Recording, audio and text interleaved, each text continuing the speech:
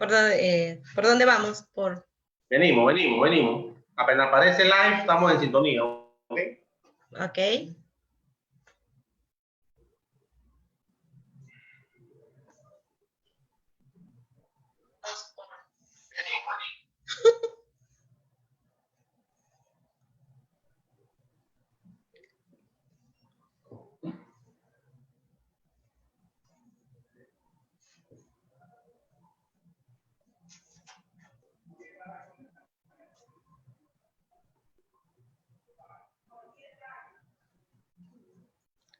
¿Listo, Jorge? Bueno, muy buenas tardes, apreciados amigos que siguen a esta su academia virtual, Guía la Academia Virtual que se transmite desde Panamá para el mundo entero y toda América Latina.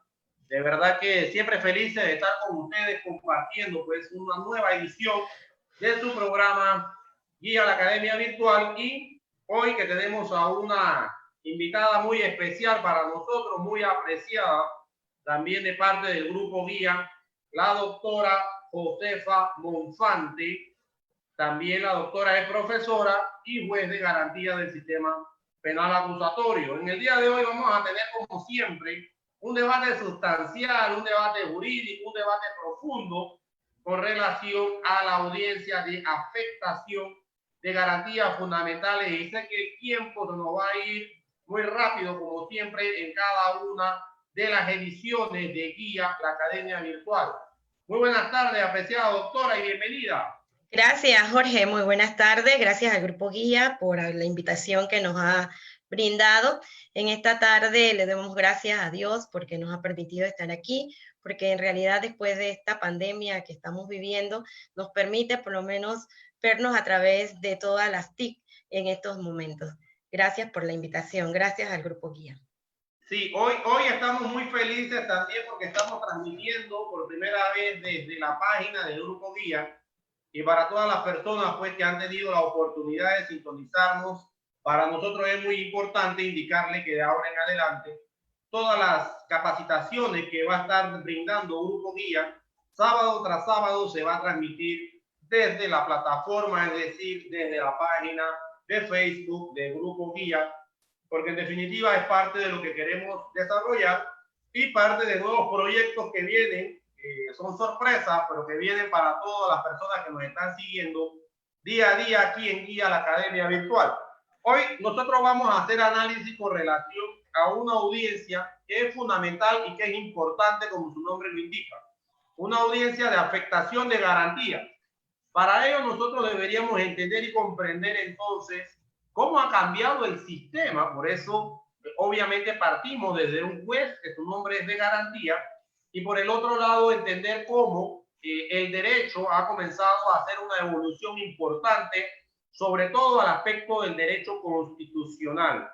Obviamente todos recordábamos cuando estábamos en las universidades y veíamos el derecho constitucional como, bueno, está bien, es la norma máxima, es la carta de cartas, es la guía, la inspiradora de la sociedad. Sin embargo, no lo vemos tan sustancial y preferíamos sobre todo el tema del derecho procesal por encima del derecho constitucional. Sin embargo, la vuelta al derecho constitucional ha traído realmente un cambio de paradigma, sobre todo en la manera de pensar de los abogados y de los juristas, y este sistema penal acusatorio que se basa en principios esenciales, principios, reglas y garantías en ese artículo número 1, también ha indicado que la afectación de garantías fundamentales es esencial y es importante, sobre todo para entonces darle el saneamiento correspondiente a las distintas etapas de este penal acusatorio. Es por ello que nosotros, lógicamente, luego de hacer una pequeña aproximación del tema, tendríamos que hablar de que estas garantías están tuteladas en la Constitución desde el artículo 17 hasta el artículo 55, y que son esenciales y que son fundamentales. Y como yo siempre se lo digo a mis estudiantes de licenciatura, maestrías, diplomaturas, que es importante entender que la Constitución no es un tema de abogados, sino que es un tema de ciudadanos. Es el ciudadano el que debe conocer, debe entender cuáles son esas garantías tuteladas, cuál es esa tutela judicial efectiva que se debe brindar sobre todo al momento de entrar dentro de una investigación penal. Es por ello que en definitiva hoy vamos a hablar sobre las distintas aristas, las distintas audiencias que se realizan sobre todo y que son sometidas de forma constante ante el juez de garantía, precisamente porque alguna de las partes considera que se le están afectando estos derechos. Y por ahí entonces viene nuestra primera pregunta, honorable profesora Monfante. ¿Qué son estas audiencias de garantía y qué realmente buscan las personas que están solicitándolas? ¿Cuál es el fondo del asunto? Sí, bueno, el fondo del asunto, cuando solicitan las audiencias de garantías y de fundamentales, ¿verdad? Están dirigidas a esa garantía constitucional.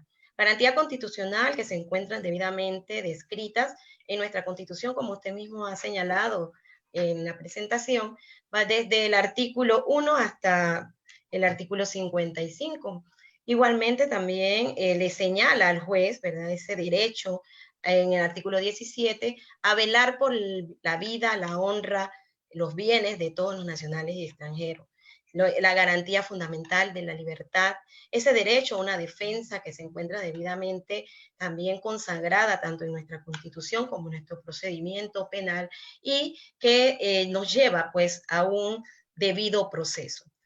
Que le lleva pues a las partes a hacer solicitudes no solamente basadas en esa garantía constitucional del imputado, sino ese derecho de la víctima, de ese querellante, ese derecho que también tiene la Fiscalía en su investigación como dueño, ¿verdad?, de la acción penal y que en su momento piden pues a los tribunales. Si bien podemos señalar que nuestro Código Procesal Penal lo va desarrollando en diversos artículos, de los cuales hace señalamientos directos basados pues en ese artículo de control jurisdiccional del artículo 12, que es el que más pues se enfatiza en ese derecho, en esa solicitud de que no se le violen derechos y garantías a las partes dentro de una investigación.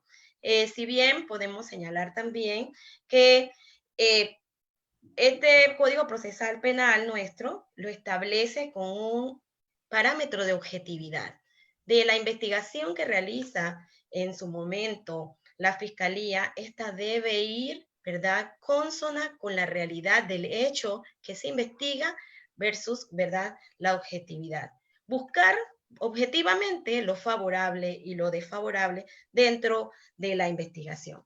Por eso también el artículo 286 va señalando en su momento ese derecho, ¿verdad?, de un control judicial que ejerce el juez de garantía, que es la persona que tiene una separación de funciones, una persona que está debidamente, ¿verdad?, establecida como un principio, como una orden procesal, en la cual el artículo 5 señala esa separación de funciones entre el ente investigador, que es la Fiscalía, quien debe garantizar ese derecho constitucional, ese derecho humano y esa convencionalidad.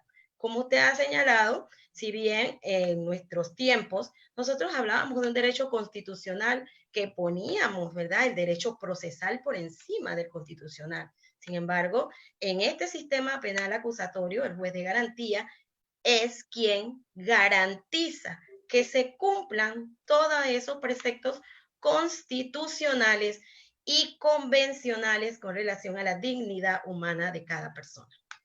Sí, cuando estamos hablando sobre todo de este tipo de audiencias, muchos de los abogados nos preguntan, profesor, ¿cuál es el fundamento jurídico con relación al tema de una audiencia de garantía fundamental? Bueno, Porque nosotros... la fundamentación, sí, porque la Así, fundamentación es esencial, sobre todo al momento de realizar algún tipo de audiencia, ya sea por medio de la plataforma o ya sea por medio presencial, que en algunas veces también se puede dar esa posibilidad. Y es importante aclararles entonces de forma conceptual el artículo número 12, porque el artículo número 12, que usted lo acaba de mencionar, apreciada profesora, es precisamente el que nos da los fundamentos y la motivación para entonces entender qué es esta audiencia de garantía fundamental. Y cuando nosotros vemos eso, tenemos que analizarlo como la medida de coerción, dice la norma, restrictiva de la libertad personal o de otros derechos son excepcionales. Nuestro Código de Procedimiento Penal parte de un aspecto importante, sobre todo cuando estamos ante el control jurisdiccional de la Constitución ante un juez de garantía. Y ese aspecto esencial es precisamente que la detención provisional es la última opción, la última ratio legis. Es que nosotros partimos de esa premisa porque partimos de las reglas, principios y garantías. Entonces, entendiendo que esa opción, sobre todo de la detención provisional, es la última opción, es allí en donde el juez de garantía, al decretar alguna de estas medidas, va a observar algunas características esenciales como la excepcionalidad, la subsidiariedad, la provisionalidad, la proporcionalidad y los derechos humanos. Entonces, esto es importante también porque hay muchas personas que nos siguen aquí en Guía la Academia Virtual, que no son abogados, nos hemos dado esas gratas sorpresas de personas que también nos siguen para ilustrarse con relación a estos temas. Y también es importante que nosotros le podamos brindar una explicación un poco sucinta, un poco más clara con relación a este tema, de por qué el codificador, por qué el legislador, al momento que hace esta ley 63 del año 2008, habla de estos conceptos, habla de la excepcionalidad, habla de la subsidiariedad, habla de la provisionalidad, habla precisamente del carácter humanitario, que forma parte esencial de un aspecto fundamental, que es que la excepción o la detención o la medida de detención provisional es la última opción que debe ser revisado con estos principios. Y aclárenos con relación a estos temas, apreciada doctora. Sí, lo que tenemos que tomar en consideración es que si bien es cierto, existe un principio, y es el principio de inocencia, y el cual solamente se debate con una sentencia en firme dictada por los jueces de juicio o ya sea utilizando cualquier mecanismo de los cuales tenemos dentro de nuestra normativa como métodos alternos de solución de conflictos. Entonces, cuando vemos que se solicita, ¿verdad?, esta proporcionalidad, que el hecho, el derecho, ¿verdad?, que está consagrado en la Constitución versus el hecho que se ha cometido, la persona tenga derecho a cumplir con los fines del proceso, ya sea fuera o dentro de un recinto carcelario. ¿Con qué carácter y con qué excepción? Hay excepciones. Los riesgos procesales que están establecidos en el artículo 227 son cuatro riesgos que de una u otra manera deben ser minimizados y debe darle la certeza a quien, al Ministerio Público, que es el que persigue la acción penal, de llegar a un fin con el hecho, ¿verdad?, con el delito que se investiga. Ese mismo artículo está debidamente también consagrado en el artículo 237, donde le da al juez también ese parámetro para tomar en consideración esos riesgos procesales, esa vinculación que tienen las partes para entonces tomar en cuenta si se le impone una medida cautelar distinta a lo que es la detención, pero que cumpla con los fines del proceso.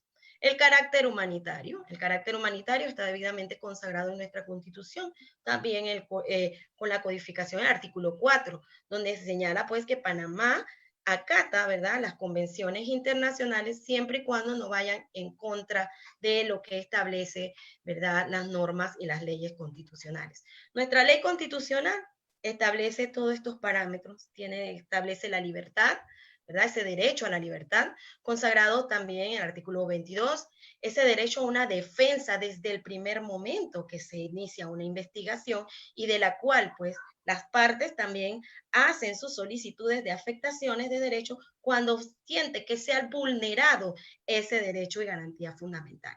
El artículo igualmente el artículo de la libertad, el artículo de la comunicación, el derecho que mantienen las partes al derecho a una familia, el derecho a un trabajo, el derecho también a la ciudadanía, su derecho a un estudio, su derecho a la salud pública. Todo esto se tiene que tomar en cuenta. es lo que toma pues también en cuenta cada vez que las partes deben ir a solicitar ante el juez de garantía que en realidad se cumpla ese precepto, que en realidad se pueda cumplir con lo que se está investigando.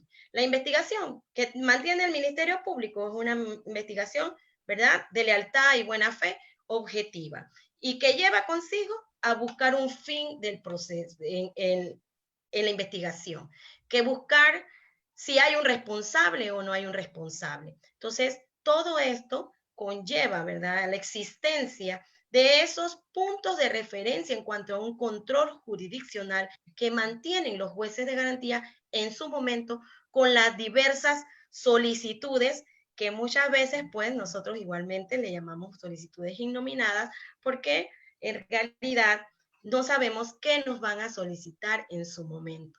No hay un artículo que le diga en realidad vas a solicitar la afectación de derecho, garantía fundamental, con relación a la libertad, con relación a otras medidas cautelares que también se hayan impuesto y que las personas consideren que violan su derecho. Puede ser su derecho a residir en un lugar, puede ser su derecho a un trabajo, y pues las personas hacen esas solicitudes y si bien es cierto, se hacen en el marco legal con relación al artículo 12, tomando en consideración que Panamá es suscriptor de garantías fundamentales y convenciones internacionales de las cuales nosotros pues abocamos a ellas con relación a cada uno de esos puntos.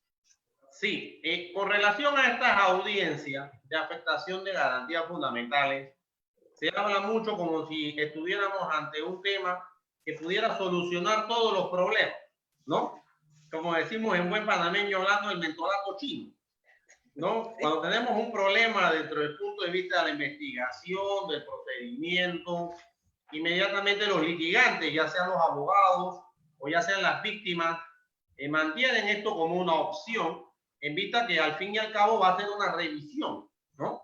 Porque obviamente cuando estamos ante un tema de afectación, independientemente habría que ver el estado de la investigación en el que nos encontramos, siempre vamos a someter ante el juez de garantía que tiene el control constitucional y legal de una situación o de una serie de situaciones que desde la óptica de la defensa o desde la óptica de la víctima o inclusive desde la óptica de la fiscalía, aunque son los menos casos, se pueda ver para que se tome una decisión. Casi en la mayoría de los casos estamos hablando sobre todo las defensas técnicas y sobre todo el tema de las personas que defienden a las víctimas, que usualmente son los que recurren al control, ¿no?, que tiene, basado en esa separación de funciones del artículo 5, que mantiene obviamente por un lado al que lleva la investigación, por otro lado la persona que defiende, en este caso el defensor, y en otro aspecto entonces el juez, que tendrá que delimitar si existen o no existen vulneraciones a estas garantías ya mencionadas.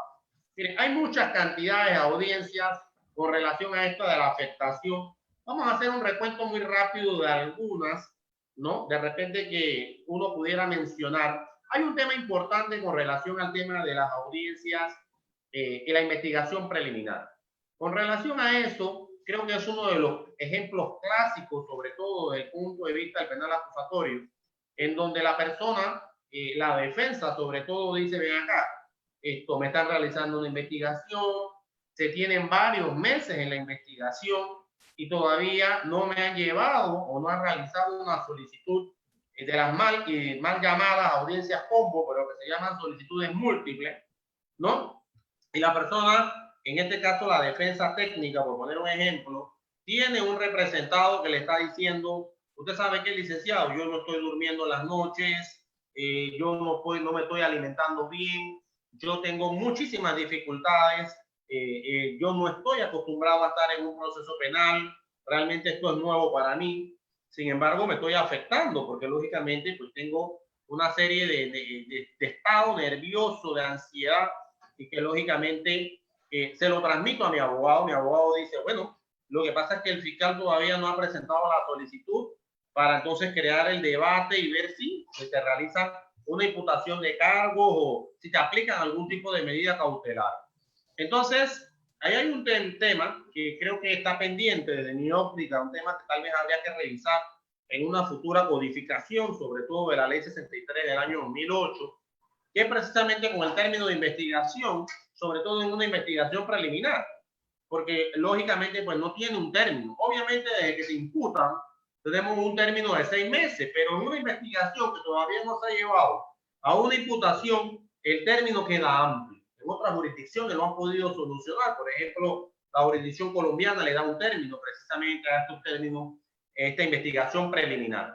Sin embargo, imaginemos que pongamos paso a paso una presentación, por ejemplo, que le haría, en este caso, mi persona, asumiendo la defensa técnica, porque lo que pasa con Guía la Academia Virtual, apreciada doctora, es que nosotros siempre tratamos de hacer los ejemplos vivos para que nuestra radio oyente y las personas que están siempre conectadas a nuestra transmisión y que le agradecemos de forma infinita, que estén casi por una hora escuchando todas estas cosas, que bueno, para muchos pudieran ser aburridos, pero que para nosotros es la pasión nuestra y que lo disfrutamos sábado tras sábado, logren entender realmente la dinámica de una audiencia de esta naturaleza, porque si imaginemos que sea el defensor técnico el que está solicitándola, lógicamente usted, en este caso el juez de garantía, que es el orquestador, va a darle la palabra a quién, le va a dar la palabra al que ha solicitado precisamente la audiencia. Entonces imaginemos que estemos en un concepto de una audiencia de afectación de garantías fundamentales, específicamente con relación a esto, específicamente con el tema que se ha mantenido un término de investigación por mucho tiempo y que esta defensa considera en este momento que se está vulnerando de alguna u otra manera la posibilidad de defenderse a esta persona, la posibilidad de que nosotros realmente le digamos, ven acá, señor fiscal, si tiene los elementos, entonces impute.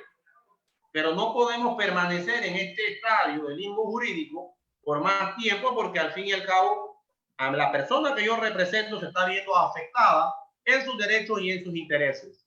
Y obviamente su estado psicológico, que también forma parte esencial de la estructura que debemos respetar y esa garantía que debemos respetar de los ciudadanos, también es importante que se tome en cuenta. Entonces, ¿cuáles pudieran ser las consideraciones desde la óptica de un jugador, sobre todo al verificar esa sana crítica, esa lógica jurídica, esa máxima experiencia de la ley, ese conocimiento científico, ese cúmulo de apreciaciones que debe tener el jugador, sobre todo en esta argumentación oral, para poder determinar si en definitiva existe o no existe un ingrediente esencial desde el punto de vista constitucional para brindarle la posibilidad a esa solicitud? Sí, gracias, licenciados.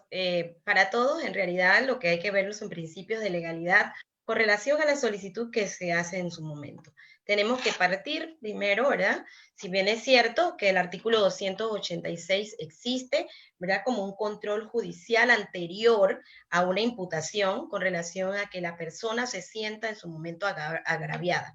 Pero no podemos pasar y dejar pasar de alto de que ella tiene puntos de referencia, en qué momento y cuándo en realidad se vería una afectación, ya sea en la parte patrimonial, la parte de las libertades, y como usted mismo ha mencionado, se ha dejado una arista abierta con relación a nuestra legislación, donde no le señalan al fiscal que es quien maneja, ¿verdad? Como usted ha dicho, la orquesta de la investigación, y es quien en realidad tiene ese mango jurídico para investigar. No le han dicho, no quedó un término preestablecido, pero en realidad esto se tendría que tomar en cuenta, como usted ha mencionado en la pregunta, muchas situaciones de las cuales pues cada uno, ¿verdad?, podrá sustentar, argumentar ante el juez de garantía cuál es la realidad de su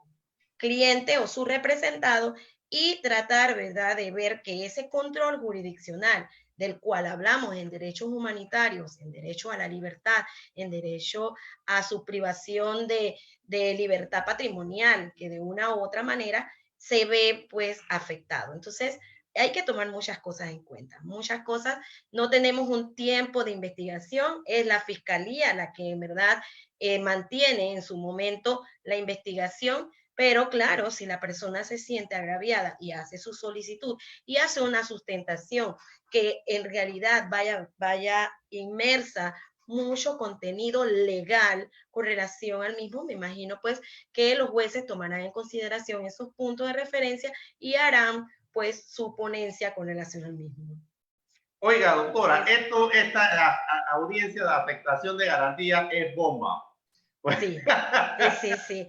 Porque hay de todo en las aristas. Imagínense, por ejemplo, una clásica, ¿no? También del tema de las audiencias de afectación de garantías fundamentales. Voy a tocar un tema de familia. La gente se va a sentir identificado con este tema, estoy seguro. Tema de familia, en donde hay un tema, pues en el caso particular de una violencia doméstica que puede ser física o que puede ser psíquica, ¿vale? Pero que lógicamente, independientemente del concepto donde nos encontremos, físico o psíquico, lo que es una realidad es que lo que siempre toma la autoridad, y es lo lógico y es lo correcto, ante una pandemia como la que vivimos de violencia doméstica, en donde tenemos más de 800 casos al mes y que en este momento está totalmente disparado el tema de violencia doméstica en este país, sobre todo con el tema de confinamiento. Imaginemos este caso muy puntual. Imaginemos lo tradicional, hay un caso de violencia doméstica, hay un señalamiento directo, en este caso al agresor, que bueno, la mayoría de los casos son hombres, aunque ya también hay excepciones, ¿no? También se dan casos de violencia doméstica de la dama hacia el caballero, ya es algo que hay que ser igualitario en ese concepto.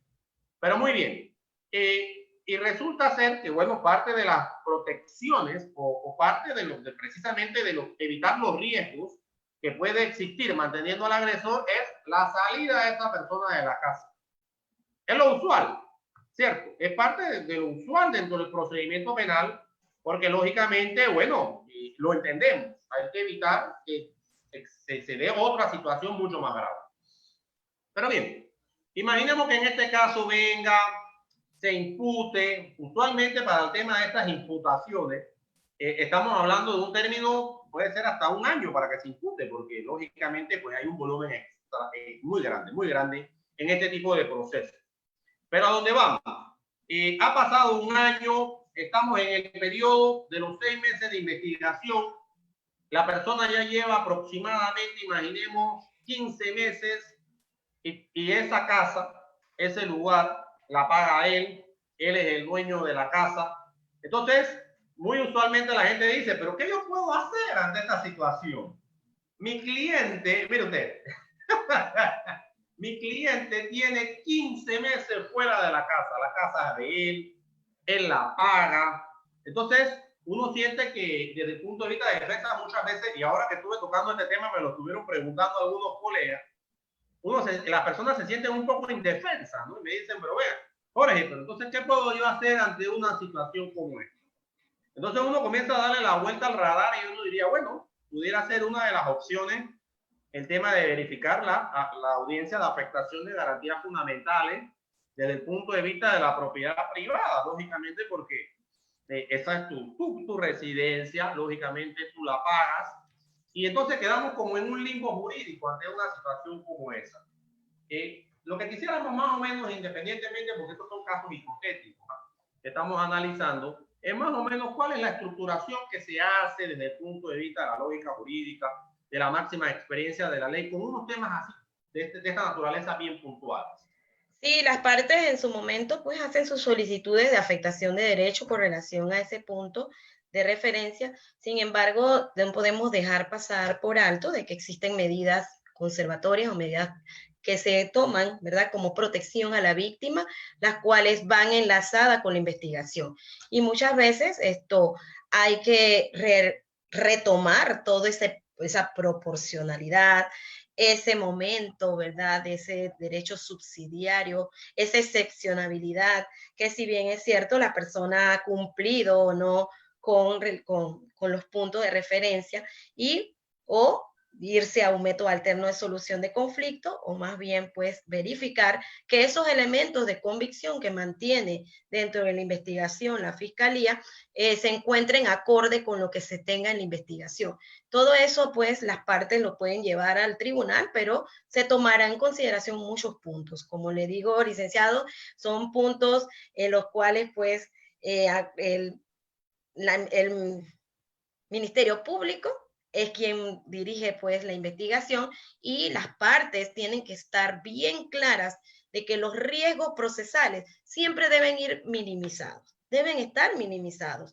No debe, ¿verdad? Para poder hacer una solicitud de una afectación de derecho, porque es que ese es un derecho que mantiene tanto la víctima como la persona imputada, que es el ejemplo que usted ha puesto, y que en su momento ellos pues hacen pues esa relación con relación a la investigación.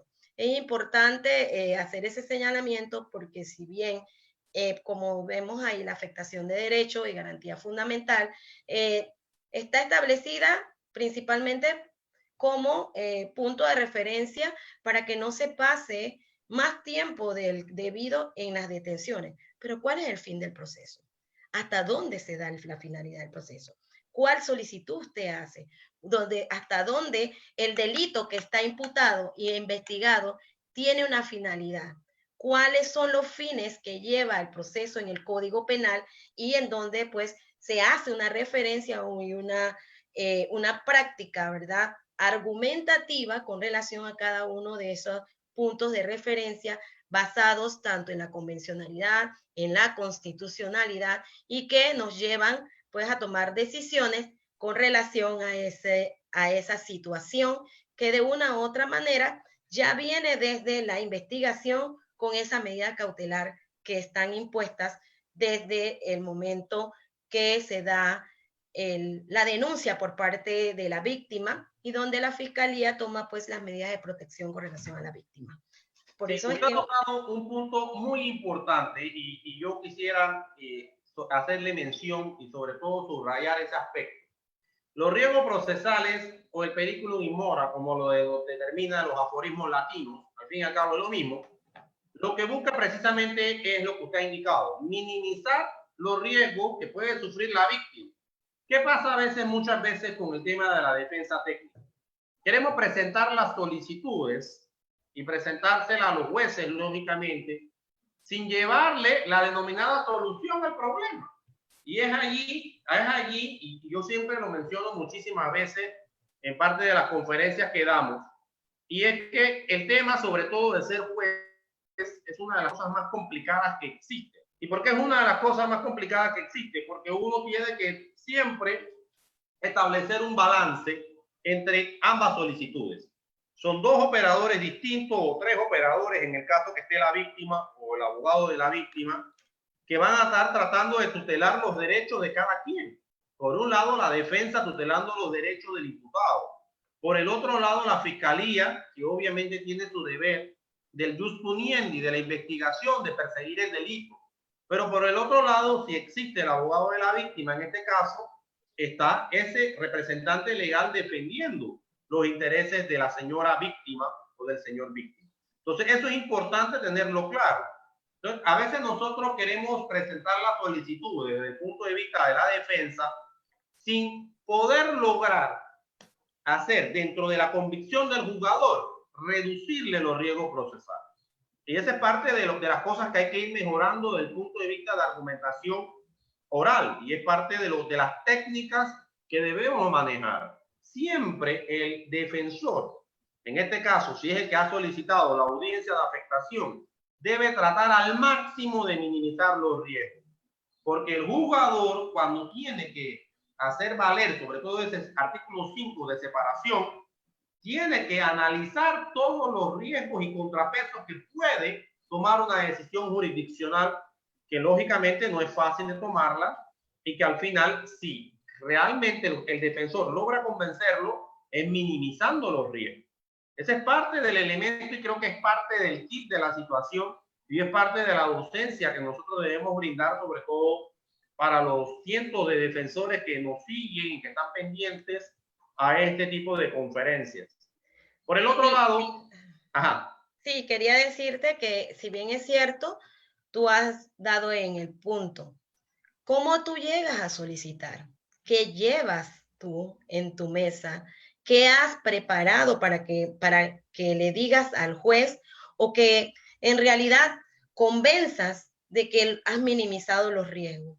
De que el delito que se cometió o que se está investigando no va a llegar en su momento porque ya yo he minimizado ese riesgo, viéndolo del punto de vista del ejemplo que usted señala. ¿Por qué? Porque tenemos una víctima, hombre o mujer, que de una u otra manera trae, ¿verdad? Como consecuencias psíquicas, ¿verdad? De las cuales en su momento va a hacer valer más adelante, después en su investigación, la fiscalía. No podemos perder el norte de una investigación. El norte de la investigación es buscar lo favorable y lo desfavorable del hecho denunciado. Si bien no podemos también caer en impunidades, pero sí podemos verificar que eso se cumpla, que esos riesgos procesales que en un momento dado se dieron en su primer inicio, ha transcurrido un tiempo y estos hayan minimizado, pero esto es argumentativo, argumentativo. ¿Cómo le das tú la información al juez? Y yo pienso que, bueno, por ahí vamos a estar desarrollando alguna nueva capacitación con el tema de la argumentación oral. Porque creo que esto es clave. Creo que esto es clave, sobre todo cuando estamos en oralidad. Nos han diseñado sobre todo a un sistema muy escritural, de mucha escrituralidad. Y creo que el cambio, pues lógicamente, bueno, hay muchos que se han ido adaptando, pero creo que es la base. La base sobre todo es una argumentación con una motivación, con una fundamentación jurídica, constitucional y legal. Creo que en la medida que vayamos enfocados en eso, y también el tema de disminuir esos riesgos procesales, creo que es parte del éxito que pueda tener una defensa en cualquier audiencia de afectación, porque hay un sinnúmero grandísimo. Mire, sí, sí, mira, Jorge, el licenciado César Tello en su libro, ¿verdad? El maestro Tello hace un señalamiento con relación a ese punto de referencia, a esos riesgos procesales que se encuentran enmarcados y cómo en realidad afectan o no una investigación. Es muy importante hacerle la referencia, ¿verdad?, bibliográfica, porque el licenciado Tello es panameño, y para mí al momento de leer su obra, me marcó mucho con relación a ese punto de referencia, a ese punto especial, porque hace referencia a sentencias internacionales y nacionales también, donde pone, ¿verdad?, ese punto de vista, ese riesgo procesal que se toma desde el primer momento hasta el momento, pues, del juicio oral. Pero es que es lógico, doctora Monfante, porque, mire, si nosotros decimos, no, lo que pasa es que yo tengo razón, y eso es lo que pasa a veces con los abogados, ¿no?, con los defensores. Yo tengo razón, pero es que el juez no me entendió. O yo no sé qué pensó el jugador. No. Lo que pasa es que a veces usted puede tener la razón desde el punto de vista legal y constitucional. Pero si usted no le da las herramientas necesarias para que ese jugador, una vez salga de la puerta del juez, del juzgado o de la audiencia, esté tranquilo, se sienta relajado con la decisión que ha tomado y considera que ha tomado la mejor decisión, porque lógicamente esa no va a afectar de forma directa a la víctima, entonces usted no ha hecho nada. Usted pudo haber hecho un debate constitucional espléndido, el mejor constitucionalista. Usted pudo haber hecho un debate en la legalidad maravilloso, que pudo haber integrado o de forma congruente establecer las garantías constitucionales con la garantía legal, con el derecho legal, con el principio de legalidad. Pero si al final de esa exposición magistral usted no logró conectarlo con los riesgos procesales disminuidos al máximo, no se hizo nada. Es sencillo, no se hizo nada. Y yo siempre le digo a los compañeros, colegas, le digo, mira, ponte si tú fueras juez en esa situación y trata de pensar como un jugador y te darás cuenta que uno como juez, a pesar de todo el análisis constitucional y legal, si todavía dentro de mi convicción interna, dentro de ese fuero interno que tiene el jugador, al momento de tomar una decisión, tengo dudas, no te la doy. Es así de sencillo.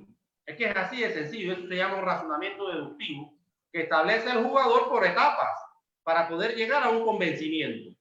Con dudas, difícilmente te va a dar una audiencia de afectación. Es que eso es importante, porque si tú no minimizas los riesgos, si tú no pones en conocimiento en realidad o le transmites al juez o a la persona con la cual tú vas a hacer la audiencia, que es el fiscal en su momento cuando hablan antes de entrar a la audiencia, le transmite qué es lo que tú quieres en realidad, qué vas a dar. Es difícil porque nosotros tenemos que acatar muchas convenciones y también hay que tener muy en cuenta de que la víctima es importante. La víctima se ha desarrollado un capítulo prácticamente, ¿verdad? Dentro del Código Procesal, pero sin embargo nosotros tenemos legislaciones anteriores que le dan ese reforzamiento a nuestra legislación. Y las normas internacionales, quién es una víctima, cuál es la víctima, por qué se dan esas violencias. No solamente en violencia doméstica, tenemos víctimas de homicidio, víctimas de hurto, de robo, de lesiones personales, que todo esto, ¿verdad?, trae consigo la minimizar todos estos riesgos procesales para ponerlo, pues, en una balanza con relación a una toma de decisión, como tú has dicho.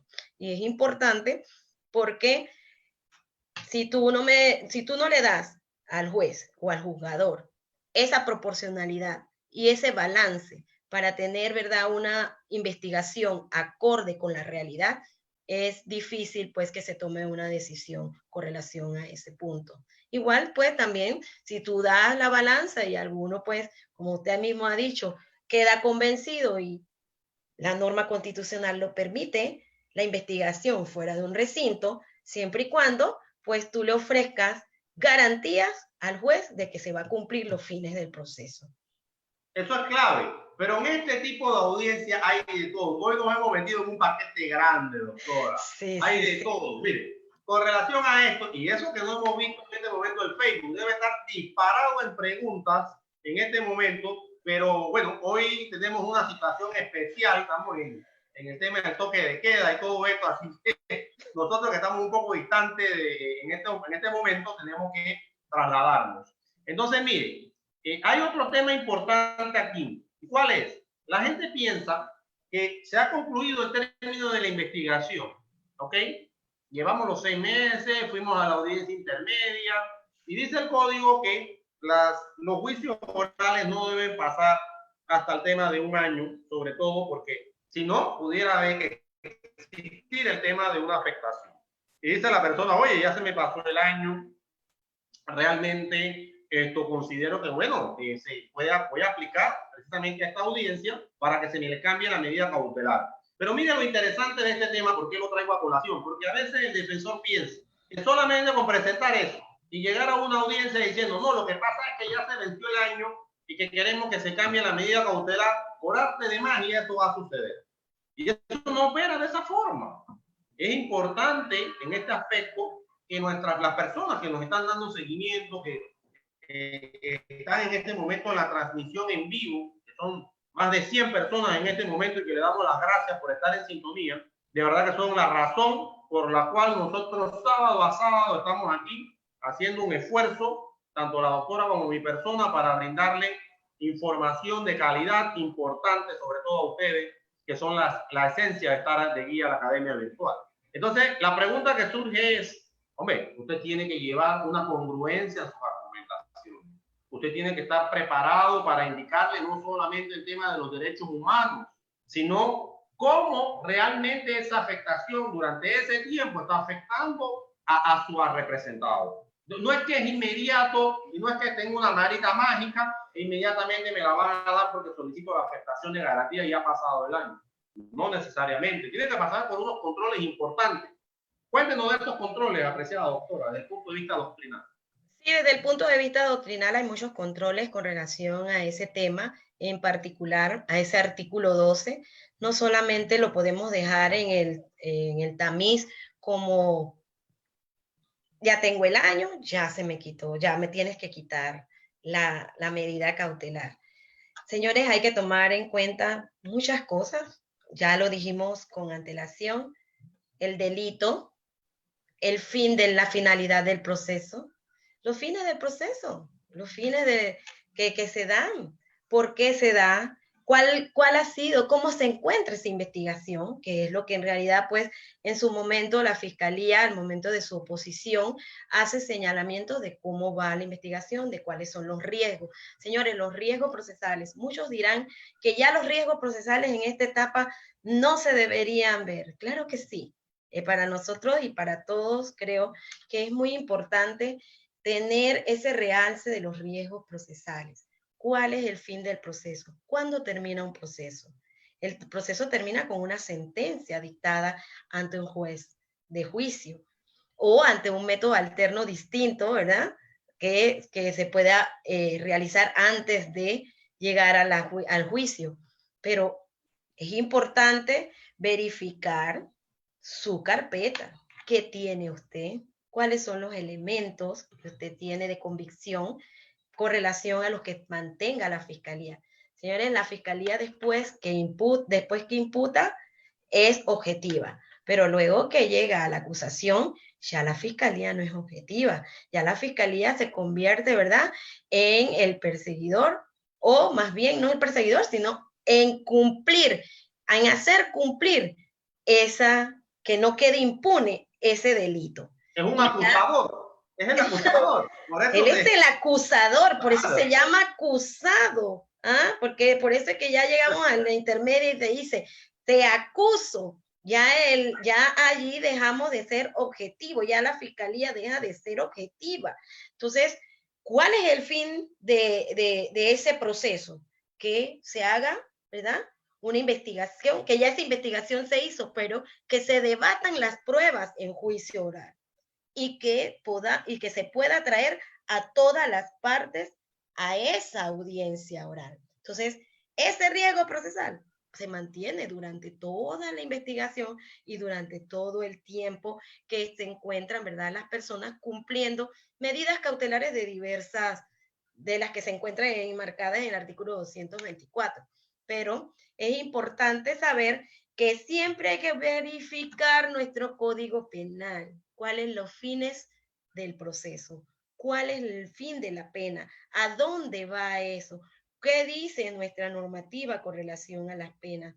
Si no fuesen delitos, ni siquiera llegan a los juzgados de garantía, como dice la norma, ¿verdad? Se quedaría cada uno en su jurisdicción y hay que verificar que no quede impune también el delito y de no, ¿verdad?, también dictarse desistimientos y sobreseimientos que también se encuentran dentro de la normativa.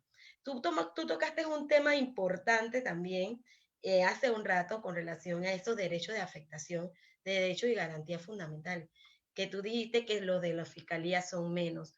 No, la fiscalía también pide afectaciones de derechos y esas afectaciones de derechos que van en contra de su investigación, o sea, que no van acorde con la investigación y que se les hace a ellos difícil en su momento también hacer una investigación con un carácter objetivo si no tienen, ¿verdad?, las herramientas que le proporcionan de su momento. Sí, hay de todo en esta audiencia. La verdad es que el tiempo daría para hablar, cuidado que 3, 4 horas nada más de las mismas. Pero yo lo que quiero sí puntualizarle, sobre todo a las personas que siempre están pendientes y que me han estado consultando durante la semana cuando se les dijo cuál iba a ser el tema, es que usted tiene que llevar parte de la solución. Usted no puede llevar un problema.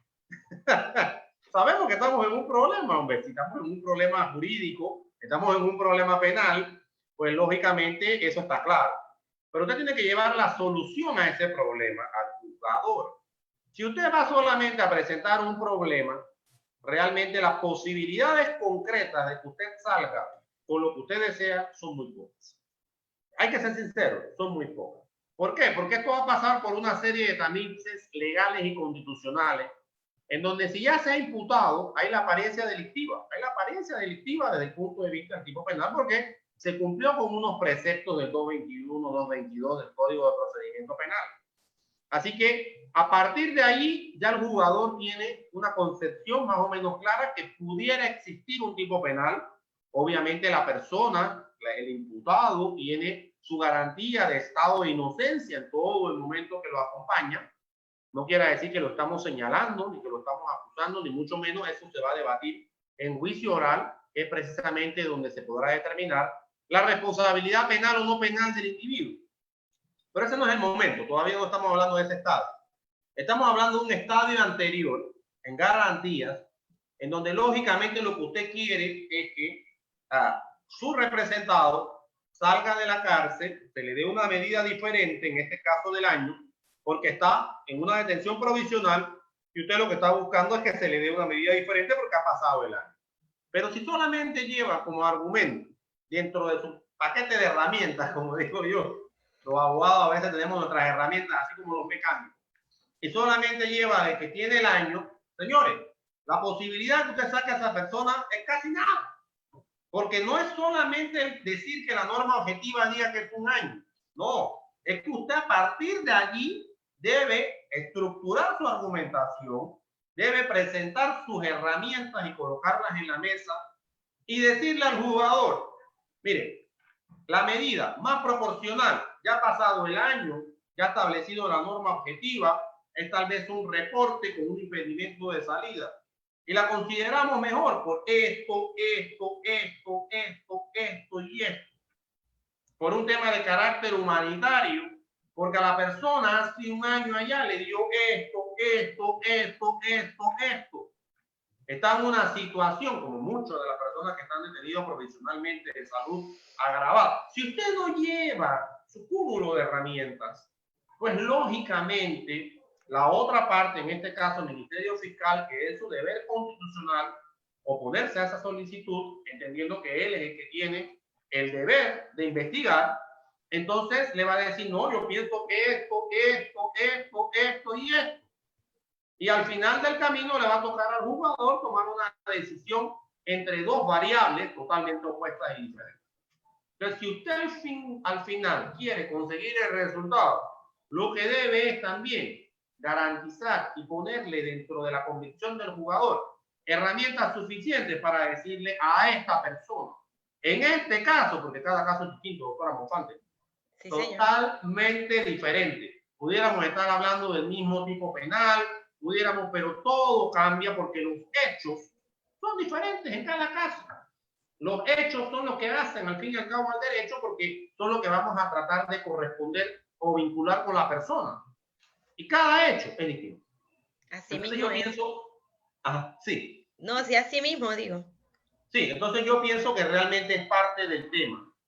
Apreciada doctora, mire, hay un tema ahorita también, como decimos en buen panameño, que yo pienso que debemos analizar desde el punto de vista doctrinal solamente. Sobre todo cuando algunas personas tal vez estén analizando los temas de afectación de garantías fundamentales desde el punto de vista de lo que está ocurriendo en el sistema penitenciario, ¿no? Pero es un tema que se puede abordar doctrinalmente, que obviamente va a pasar por un tamiz importante de cada caso en particular y que lógicamente de las situaciones que se están dando. Y que yo pienso que también en ese aspecto nosotros deberíamos mencionarlo, porque cuando vemos precisamente ese artículo 12 también habla del carácter humanitario. Pero miren lo que pasa aquí. Miren lo que pasa aquí, para que tengan el contexto claro. La persona puede tener el COVID y a veces las personas piensan, bueno, muchos abogados van a preguntar, bueno, tiene COVID, ya inmediatamente tiene que salir. No, señor. Volvemos a lo mismo, porque esta audiencia de afectación de garantías fundamentales va a basarse sobre todo en riesgos procesales y va a basarse en la cantidad de herramientas que usted presenta. Si usted solamente lleva una solicitud, pensando que porque su representado tiene COVID, ya tiene que inmediatamente dársele la posibilidad de un cambio en la medida, no señor, no es necesariamente vinculante. Entonces esos son parte de los temas que se desarrollan. O por ejemplo que también se desarrolla en otra audiencia que también pudiera estar conectada con esta, que es la audiencia de revisión de medidas cautelares. Pero son parte de las opciones que tiene el abogado, sobre todo la defensa, al momento de ver si lo que va a pedir es una revisión que tiene sus características un poco diferentes, porque lógicamente en la revisión tiene que haber cambiado cosas dentro de la carpeta o haber elementos nuevos. Pero en la audiencia de afectación de garantías fundamentales, el kit es que hay una vulneración, sobre todo a garantías esenciales, tutela judicial efectiva, y que han sido garantizadas obviamente por la Constitución. Es interesante el tema. Y ese tema es súper interesante. La Constitución, ¿verdad? Lo enmarca dentro de su normativa y las convenciones internacionales. Así que, como hemos hablado y como tú has mencionado, no es un simple pedir, hay que establecer, ¿verdad? Parámetros, el por qué, cómo, y en realidad hacer una solicitud basada en una argumentación con puntos de referencia de ese control jurisdiccional. ¿En qué se basa y por qué?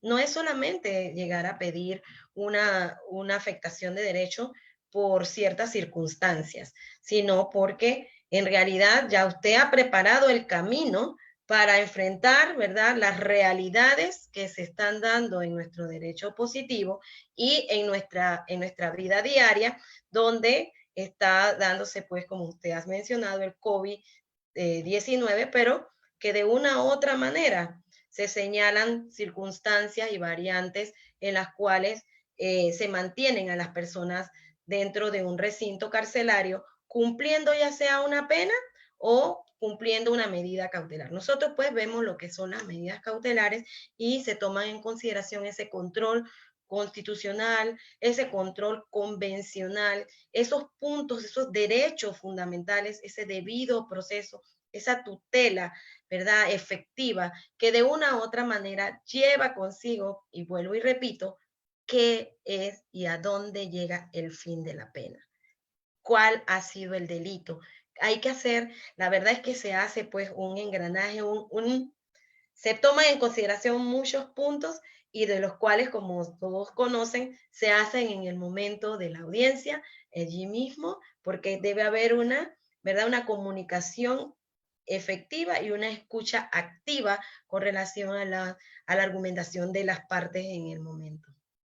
Mire, se ha hablado mucho de las herramientas y yo pienso a veces que parte de las herramientas que no utilizan, sobre todo el litigante desde el punto de vista de la defensa, es el tema de la convencionalidad.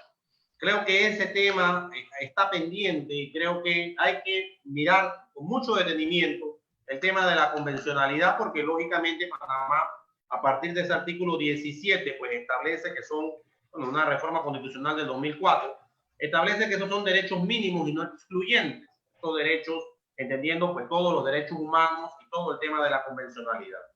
¿Y por qué la convencionalidad es importante? Hombre, es importante porque nos da luces de casos parecidos analizados en otras jurisdicciones y que forman y que de manera importante uno puede presentarlos también como parte de las herramientas para poder ejercer algún tipo de convencimiento o de persuasión en el juzgador. Y yo creo que ese son elementos que volvemos a la caja de herramientas que a veces no utilizamos y que es el momento para utilizarlo. La convencionalidad está clara desde aquel caso cuando hablamos de Almonacita Arellano versus Chile, que abrió ese compás precisamente para que la Corte Interamericana de Derechos Humanos presente esto como un principio y que lógicamente Panamá, como ratificación de todo lo que es la Corte y el sistema interamericano, también entienda y por medio de su constitución le dé paso a partir de esa reforma del año 2004 en esas últimas dos líneas del artículo 17 que fueron cambiadas en ese momento. Eso de que los derechos son mínimos y no excluyentes a cualquier otro que haya firmado o tratados internacionales que haya firmado la República de Panamá. Entonces yo pienso que una audiencia de afectación de garantías fundamentales es el momento para poder entonces aplicar todos los criterios de convencionalidad que uno pueda encontrar para tratar precisamente de convencer al juez de que esta postura puede ser la correcta. ¿Qué usted piensa?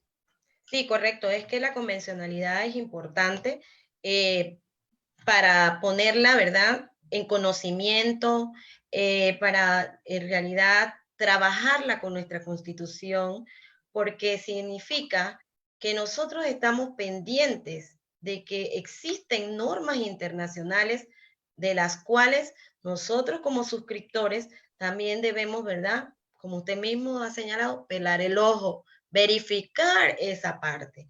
Es importante que ese artículo 17, que en el cual se establece ese control, en el cual las convenciones internacionales hacen énfasis en esa argumentación, no es solamente decirla, sino señalar de dónde procede la misma.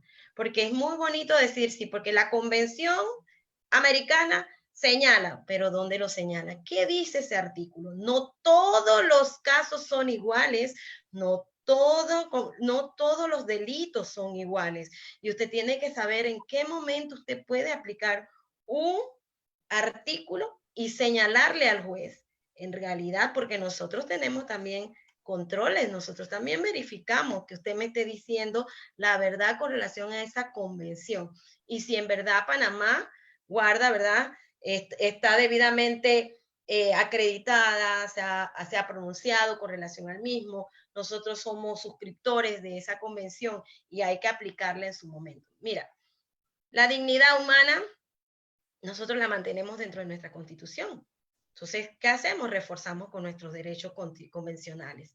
La norma, nosotros tenemos principios constitucional y convencional, pero nosotros tenemos que acatar nuestra norma nacional para entonces poder debatir normas internacionales. Nosotros mantenemos en todo momento convencionalidades con relación a la privación de libertad de mujeres, privación de libertad de los hombres, pero cómo nosotros, ¿verdad? Nosotros tenemos que aplicarla, saber que el juez en su momento la aplica, pero no es un pedir por pedir. No es que estamos pidiendo hoy convencionalidades, aplíquemela, pero ¿cuál es tu argumentación? ¿En base a qué tú pides que te apliquen esa convención? ¿Qué le das? ¿Qué traes?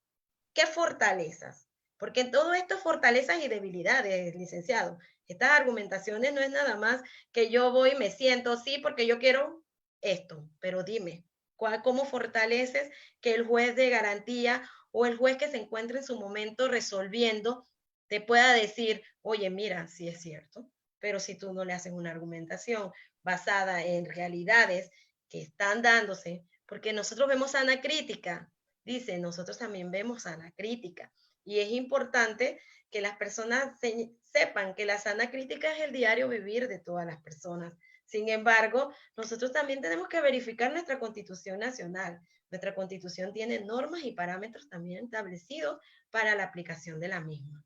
Por eso es que es importante que al momento de ese control tengamos pues mucho cuidado con esas solicitudes de esa excepcionalidad, ese carácter humanitario y saberlo aplicar con las normativas internacionales en su momento. Doctora, el tiempo ha pasado rápido, ya 1 hora, y creo que hemos cubierto cada uno de los temas. En definitiva, de mi parte, darle las gracias a los más de 120 personas que han estado pendientes durante toda la conferencia. De verdad que es muy importante y significativo para aquí a la Academia Virtual. Y pues le presentamos la pantalla a usted para que se despida de la Academia Virtual y darle siempre las gracias y eternamente agradecido por la explicación y toda la charla que nos ha brindado, el día de hoy. Muchas gracias a la Academia Virtual Guía por la oportunidad. Estamos pues a la orden. Gracias a todos ustedes por estar pendientes de este conversatorio. Es un conversatorio, es puntos de referencia. Acuérdense que la educación continua es la que en realidad nos da valores y nos da fuerza para seguir adelante. Los exhorto a seguir pues con el licenciado Jorge Armando Chan Villarreal en la Academia Virtual Guía. Muchas gracias por todo. Hasta luego. Saludos a todos, se les quiere. Fuerte abrazo. Chao. Saludos, Panamá. Hasta luego.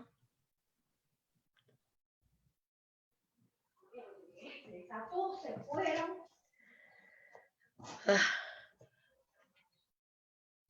¿Te fuiste?